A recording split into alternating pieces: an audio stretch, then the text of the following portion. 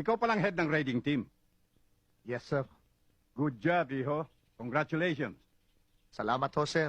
Pero mukhang wala kayong narinig sa mga sinabi ko, sir. Ang sabi ko po, mga pulis ho, na naka-assign sa inyo ang mga involved.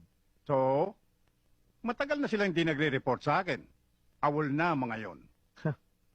Alam niyo, sir, sawang-sawa na ho ako sa ganyang alibay eh.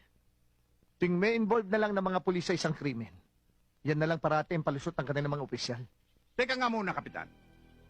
Ako ba pinagbibintangan mo na may kinalaman sa mga kaso na mga skalawag na pinatay ninyo? Kayo nagsabi niyan, sir, hindi po ako. Hindi mo ba alam kung anong mangyayari sa'yo?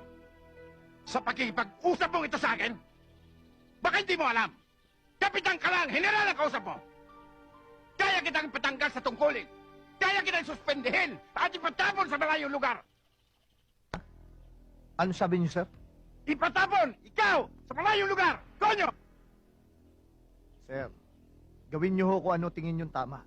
At ipagpapatuloy ko ang investigasyon ko sa kasong ito. Pero kapag nakakuha ko negabuhok na ebidensya laban sa inyo, ipinangangako ko sa inyo, sir. Ito ho mismong kapitan na to ang siyang magkukulong sa general na katulad niyo. Are you threatening me? Pinag-iingat lang kita, sir. Pinag-iingat saan?